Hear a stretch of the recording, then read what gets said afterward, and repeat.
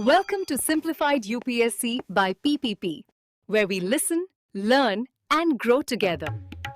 Detailed notes in English and Hindi, plus practice questions for prelims and mains, only on our Telegram channel. Link in description. Want early access to all videos of this series? Join our paid Telegram group for just 499 rupees. One-time payment, lifetime access. WhatsApp now to join us. Simplified UPSC by PPT के इस विशेष audio में आपका स्वागत है। अगर आप UPSC की तैयारी को आसान और प्रभावी बनाना चाहते हैं तो हमारा यूट्यूब चैनल को सब्सक्राइब करें और हमसे जुड़े, ताकि हम आपके लिए ऐसा उपयोगी कंटेंट लगातार लाते रहें। आज हम समय में थोड़ा पीछे चलते हैं, 14वीं से 17वीं सदी के यूरोप की ओर। एक ऐसा दौर जिसे हम रेनेसा या पुनर्जागरण कहते हैं। जब भी ये शब्द सुनते हैं तो दिमाग में सीधे लियोनार्डो दा विंची की मोनालिसा या फिर माइकलैंजेलो की वो विशाल मूर्ति डेविड, वो सब आता है। पर मेरे लिए सवाल ये है कि ये सब अचानक से कैसे हो गया?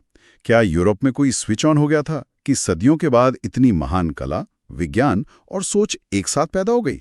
आज इसी को जरा गहराई से समझने की कोशिश करते हैं। बिल्कुल सही सवाल है, और ये अचानक तो बिल्कुल नहीं था। आज की हमारी चर्चा एनसीईआरटी कक्षा 11 के इतिहास की किताब के 7वें अध्याय बदलती सांस्कृतिक परंपराएं पर ही केंद्रित है।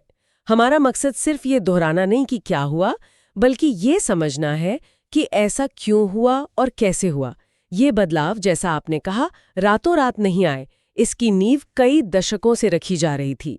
तो आज हम उन्हीं परतों को एक एक करके खोलेंगे और ये भी देखेंगे कि यूपीएससी के परीक्षा के लिहाज से इसमें क्या खास है। बहुत बढ़िया। तो चलिए शुरू करते हैं इटली से। कहते हैं सारी कहानी यहीं से शुरू हुई, पर सवाल वही है, इटली ही क्यों? पश्चिमी रोमन साम्राज्य के पतन के बाद तो वहां के शहर लगभग बर्बाद हो चुके थे। फिर ऐसा क्या हुआ कि ये शहर दोबारा जिंदा उठे? इसकी सबसे बड़ी वजह थी, एक शब्द में कहूं तो, पैसा। और पैसा आ रहा था ट्रेड से। बाइजेंटाइन एम्पायर और मिडिल ईस्ट के जो इस्लामिक देश थे, उनके साथ व्यापार फिर से फलने फूलने लगा था। और इसमें एक बड़ा हाथ मंगोलों का भी था, 13वीं सदी में, जब उन्होंने सिल्क रूट को खोला और सुरक्षित बनाया। अच्छा, हाँ। तो चीन से यूरोप तक व्यापार में जैसे एक विस्फोट सा हो गया, और इस पूरे ट्रेड का सबसे बड़ा हब बन गया इटली। वेनिस, जिनोआ, सारा माल यहीं से होकर पूरे यूरोप जाता था। अच्छा, तो इसका मतलब ये शहर किसी राजा या किसी साम्राज्य के अधीन नहीं थे, इनकी अपनी पहचान थी। एग्जैक्टली, यही सबसे बड़ा फर्क था। ये स्वतंत्र नगर राज्य थे, सिटी स्टेट्स। फ्लोरेंस, वेनिस, रोम, ये अपने आप में एक छोटे देश की तरह काम करते थे। यहाँ कोई सामंती प्रभु या राजा नहीं था। तो पावर किसके हाथ में थी? असली पावर थी अमीर व्यापारियों और बैंकरों के हाथ में। ये लोग शासन में सीधे तौर पर हिस्सा लेते थे, और इसी वजह से वहां एक नई शहरी संस्कृति पैदा हुई।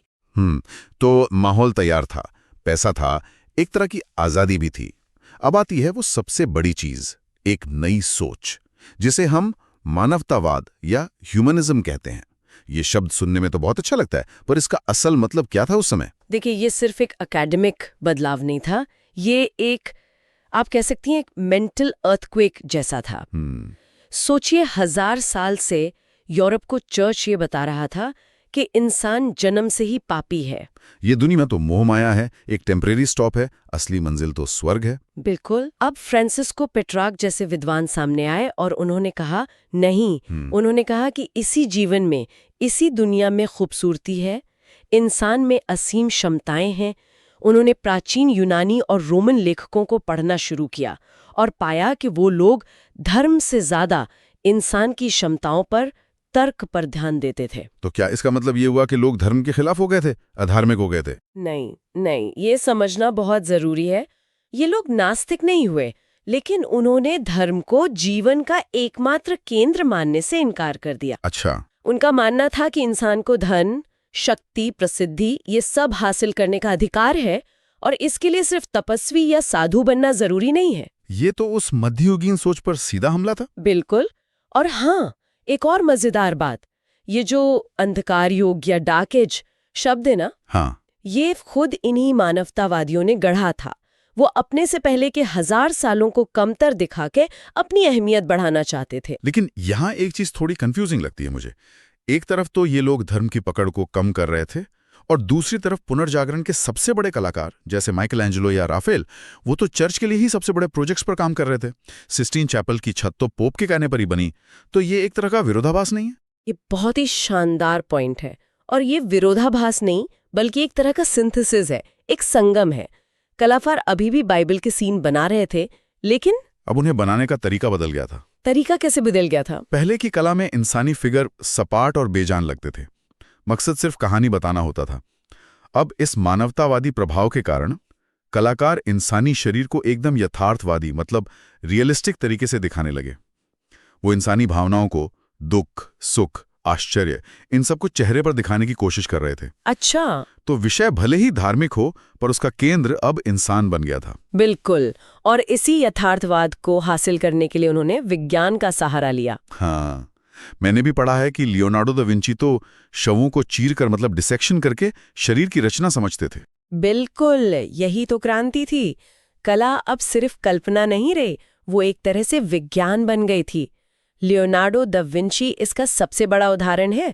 वो एक कलाकार, वैज्ञानिक, इंजीनियर सब कुछ थे। कलाकारों ने एनाटमी यानी शरीर रचना विज्ञान, ज्योमेट्री यानी ज्यामिति, इन सब का अध्ययन किया ताकि वो अपनी पेंटिंग्स और मूर्तियों में डेप्थ और पर्सपेक्टिव दिखा सके। वाह! आप डोनाटेलो की डेविड की मूर्ति को ही देखिए। सदियों बाद वो पहली ऐसी मूर्ति थी जो बिना किसी सहारे के खड़ी थी। ये कला और इंजीनियरिंग का संगम था। कमाल है। तो ये नए विचार और ये नई कला इटली में तो पनप रही थी, पर ये आल्प्स पहाड़ को पार करके बाकी यूरोप तक कैसे पहुंची? एक टेक्नोलॉजी की वजह से, एक ऐसी टेक्नोलॉजी जिसने दुनिया को हमेशा के लिए बदल दिया। टेक्नोलॉजी उस समय में? हाँ, प्रिंटिंग प्रेस। ओह हाँ, गुटेनबर्ग। बिल्कुल। 15वीं सदी के मध्य में इस आविष्कार से पहले किताबें हाथ से लिखी जाती थीं।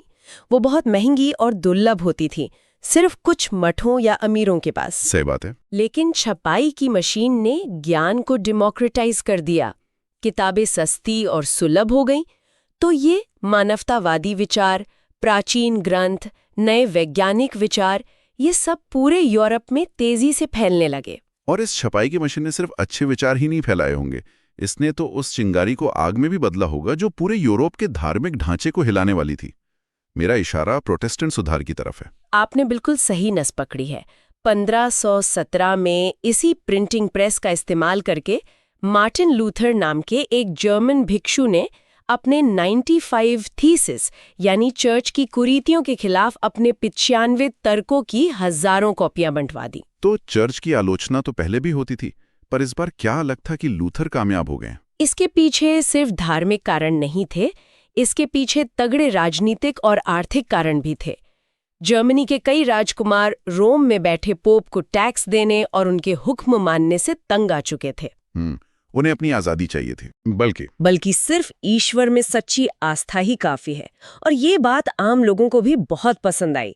तो ये सिर्फ धर्म की लड़ाई नहीं थी, ये राजनीति, राष्ट्रवाद और पैसे की भी लड़ाई थी। तो एक तरफ धर्म में क्रांति हो रही थी और दूसरी तरफ विज्ञान में भी जमीन खिसक रही थी। सचमुच में, मेरा मतलब है, सदियों से लोग यही तो मानते आ रहे थे कि पृथ्वी ब्रह्मांड का केंद्र है और सूरज उसके चक्कर लगाता है। हाँ, ये टॉलमी का जियोसेंट्रिक मॉडल था जिसे चर्च का पूरा समर्थन हासिल था। चर्च की थियोलॉजी के हिसाब से पृथ्वी पापों से भरी है, इसलिए वो स्थिर है और बाकी सब दिव्य पिंड उसके चक्कर लगाते हैं। हिराए कोपर्निकस, उन्होंने कहा कि ये गणित बहुत जटिल हो रहा है। अगर हम ये मान लें कि सूरज केंद्र में है और पृथ्वी समेत सारे ग्रह उसके चक्कर लगाते हैं तो गणित बहुत सरल हो जाता है। तो ये शुरुआत में एक धार्मिक चुनौती से ज्यादा एक मैथमेटिकल थ्योरी थी। बिल्कुल। कोपर्निकस अपनी खोज को लेकर इतने डरे हुए थे कि उन्होंने अपनी किताब अपनी मृत्यु के समय प्रकाशित करवाई। लेकिन इसके जो परिणाम हुए वो क्रांतिकारी थे। इसने इंसान को ब्रह्मांड के केंद्र से हटाकर एक कोने में खड़ा कर दिया। और फिर गैलीलियो है। हाँ, बाद में केपलर ने बताया कि ग्रह गोल नहीं बल्कि अंडाकार पथ में घूमते हैं।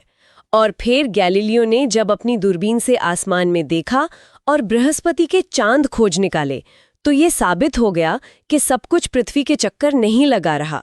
यहीं से चर्च के साथ उनका सीधा टकराव हुआ और आधुनिक विज्ञान की नींव पड़ी। चलिए अब इस पूरी जबरदस्त उथल-पुथल को यूपीएससी की कसौटी पर कसते हैं। 2015 की मुख्य परीक्षा में एक बहुत ही दिलचस्प सवाल पूछा गया था जो सीधे-सीधे इस टॉपिक से जुड़ता है। हाँ, मुझे याद है वो प्रश्न था, भारतीय उपमहाद्वीप में प्राचीन सभ्यता मिस्र, मेसोपोटामिया और ग्रीस की सभ्यताओं से इस बात में भिन्न थी कि इसकी संस्कृति और परंपराएं आज तक बिना किसी बिखराव के संरक्षित हैं। टिप्पणी कीजिए।